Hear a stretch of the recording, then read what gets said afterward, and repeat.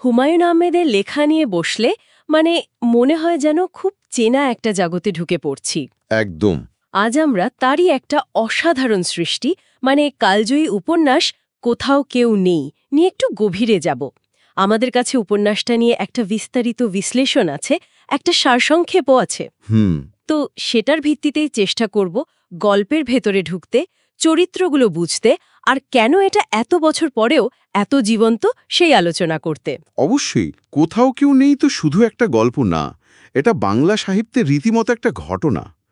হুমায়ূন আহমেদ এখানে এমন একটা জগৎ তৈরি করেছেন যা পাঠককে টানে, আবার কেমন যেন একটা অস্বস্তিও দেয়। তাহলে চলেন গল্পের একেবারে কেন্দ্র থেকে শুরু করি। যারা হয়তো এখনো পড়েনি তাদের জন্য স্পয়লার ছাড়া যদি মূল ব্যাপারটা একটু ধরিয়ে দেন। আচ্ছা, গল্পের মূল টানটাই হচ্ছে এর কেন্দ্রীয় চরিত্র বাকের ভাই। সমাজের চোখে সে তো একজন মাস্তান, তাই না? হয়তোবা কেউ কেউ সন্ত্রাসীও ভাবে। হ্যাঁ, পরিচিতিটা ওরকমই। কিন্তু লেখক এই পরিচয়ের ভেতরে তার অন্য দিকগুলো দেখিয়েছেন। মানে তার সাহস, কিছুটা ওই রবিনহুড টাইপ ব্যাপার-স্যাপার, ন্যায়বোধ, আবার ভালোবাসার একটা অন্যরকম রূপ। এই চরিত্রটাই যেন গল্পটাকে টেনে নিয়ে যায়। আর এর মধ্যেই তো এসে পড়ে মোনা, তাই না? এক উচ্চবিত্ত পরিবারের মেয়ে, তাদের ওই অসম সম্পর্ক, চারপাশের চাপ, কিছু ঘটনা, গল্পটা এগোতে থাকে। হ্যাঁ, এখানেই হুমায়ূন আহমেদের লেখার মজাটা। খুব সাধারণ কথা, সাধারণ ভাষা, কিন্তু তার মধ্যে দিয়ে সামাজিক ভণ্ডামি, নৈতিকতার যে ধূসর জায়গাগুলো। আর ওই নিয়তির খেলা, মানে ভাগ্য কখন যে কি করে বসে। একদম। চরিত্রগুলো নিয়ে যদি একটু বলি, বাকের ভাই চরিত্রটা কিন্তু শুধু ভালো গুন্ডা টাইপ না। ওই সময় তরুণদের কাছে সে একটা কি বলে, প্রতিবাদের মতো হয়ে উঠেছিল। তার নিজস্ব কিছু নীতি ছিল, কথা রাখার চেষ্টা, এগুলো তাকে আর 10টা গ্যাংস্টার থেকে আলাদা করে। অনেকে বলে একটু বেশি রোম্যান্টিক করে দেখানো হয়েছে। হতে পারে। কিন্তু আমার মনে হয় এই রোম্যান্টিসিজমটাই চরিত্রটাকে এত জীবন্ত, এত আকাঙ্ক্ষিত করে তুলেছিল। ঠিক বলেছেন। ওই যে প্রচলিত সিস্টেম, তার বিরুদ্ধে একটা চ্যালেঞ্জের মতো। আর মোনা, তার ভেতরের যে টানা পড়েন, সেটাও তো কম কিছু না। একদিকে তার সামাজিক অবস্থান, অন্যদিকে বাকের ভাইয়ের প্রতি ওই টান। হ্যাঁ, মুনা চরিত্রটা আসলে বেশ ইন্টারেস্টিং। সমাজের আর 10টা মেয়ের মতো নয়। তার মধ্যে দ্বিধা আছে, ভয়ও আছে, কিন্তু শেষমেশ সে নিজের অনুভূতির দিকেই ঝুঁকে পড়ে। এটাই হুমায়ূন আহমেদের শক্তি। তিনি চরিত্রগুলোকে সাদা কালোয় ভাগ করেন না। ঠিক। আর ধরেন ওই দারোগা বা অন্য কিছু চরিত্র, তারা দেখায় যে ক্ষমতা কিভাবে ন্যায় বিচারকে আড়াল করে দিতে পারে। এই যে বিভিন্ন রকম চরিত্রের বুনন, এটাই উপন্যাসটাকে এত জোরালো করেছে। এবার একটু গল্পের সেই অংশে আসি যেটা নিয়ে সবচেয়ে বেশি আলোড়ন হয়েছিল। মানে যারা শেষটা এখনো জানেন না, তারা কিন্তু এই অংশটা বাদ দিতে পারেন, কারণ এখন একটু স্পয়লার আসবে। গল্পের শেষটা তো খুবই মর্মান্তিক। হ্যাঁ, একদম। গল্পের শেষে মিথ্যে অভিযোগে বাকের ভাইয়ের ফাঁসির হুকুম হয়। আর এটাই সবচেয়ে বড় ট্র্যাজেডি। কারণটা কি?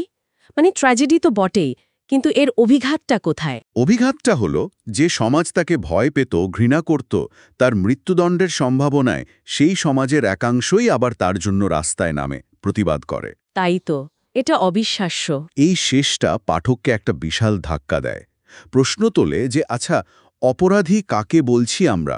কে ঠিক করছে এই তকমা, সমাজ নাকি সিস্টেম? এই পরিণতির পরে উপন্যাসের মূল ভাবনাগুলো যেন আরও পরিষ্কার হয়ে যায়, তাই না? নিশ্চয়ই বেশ কয়েকটা জিনিস সামনে আসে। প্রথমত, ন্যায় বিচারের অভাব। সিস্টেমের যে ব্যর্থতা, মানে বিচার ব্যবস্থা বা সামাজিক কাঠামো কিভাবে একজন ব্যক্তিকে পিষে ফেলতে পারে। দ্বিতীয়ত, ওই যে ব্যক্তিগত অনুভূতি, ভালোবাসা, তার সাথে সমাজের নিয়ম কানুনের সংঘাত। তৃতীয়ত, ক্ষমতার অপব্যবহার। আর হুমায়ূন আহমেদ এখানে হিরোর যে গতানুগতিক ধারণা, সেটাও ভেঙে দিয়েছেন।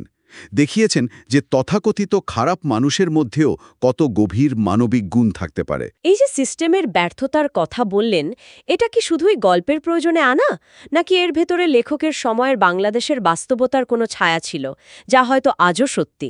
আমার তো মনে হয় দুটোই। একদিকে এটা একটা ক্লাসিক ট্র্যাজেডির উপাদান, মানে ভালো মানুষের পতন। অন্যদিকে এটা অবশ্যই তৎকালীন এমনকি এখনকার সমাজ ব্যবস্থার দিকেও একটা আঙুল তোলে, দেখায় যে পরিস্থিতি বা সিস্টেম কিভাবে একজন ভালো মানুষকেও ঠেলে দেয় ধ্বংসের দিকে। যা আমাদের অনেক কিছু নিয়ে ভাবতে বাধ্য করে। একদম, আমাদের বিচারবোধ, সামাজিক মূল্যবোধ সব নিয়েই প্রশ্ন তোলে। আর এই গভীর কথাগুলো পাঠকের মনে গেঁথে দেওয়ার জন্য হুমায়ূন আহমেদের লেখার স্টাইলটা কতটা সাহায্য করেছে। ওহ, অনেক। তার লেখার আসল শক্তি হলো ওই সহজবদ্ধতা, মানে একদম আঁট পড়ে ভাষায় কথা বলেন তিনি। ঠিক যেন পাশের বাড়ির কেউ কথা বলছে। হ্যাঁ, সংলাপগুলো এত জীবন্ত, কঠিন শব্দ নেই, তত্ত্বকথা নেই, কিন্তু জীবনের গভীরতম অনুভূতিগুলো ঠিক ছুঁয়ে যায়। এই সারল্যটাই পাঠককে সরাসরি গল্পের ভেতরে টেনে নেয়। এর প্রভাব তো আমরা বাস্তবেও দেখেছি।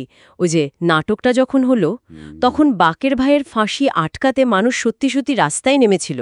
ভাবা যায়, একটা কাল্পনিক চরিত্রের জন্য। হ্যাঁ হ্যাঁ, ওটা তো একটা ঐতিহাসিক ঘটনা। এটা শুধু জনপ্রিয়তা না, এটা প্রায় একটা সামাজিক আন্দোলনের চেহারা নিয়েছিল। বাংলা সাহিত্যে এমন ঘটনা খুব কমই ঘটেছে। সেটাই প্রমাণ করে কোথাও কেউ নেই শুধু একটা বই না, তার থেকে অনেক বড় কিছু। এর আবেদনটা আজও একটুও কমেনি। একদম। তাহলে আলোচনার শেষে যদি মূল কথাটা ধরতে চাই, কি দাঁড়ায় এই উপন্যাস আমাদের ঠিক কি মনে করিয়ে দেয়? আমার মনে হয় মূল বার্তাটা হলো মানবতা, ভালোবাসা আর ন্যায় বিচারের যে চিরন্তন একটা আবেদন আছে সেটা।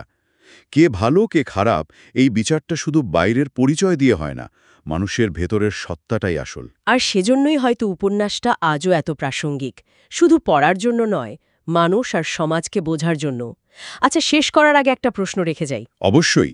উপন্যাসের নাম কোথাও কেউ নেই, মানে একটা শূন্যতার বোধ। কিন্তু তারপরেও বাঁকের ভাইয়ের মতো চরিত্ররা কেন আমাদের মনে এতটা জায়গা করে নেয়? এটা কি শুধু লেখকের লেখার জাদু, নাকি এই চরিত্রগুলোর মধ্যে আমরা নিজেদের কোনো না পাওয়ার গল্প বা কোনো প্রতিবাদের ইচ্ছার ছায়া দেখি? ভাবনার জায়গা রইল।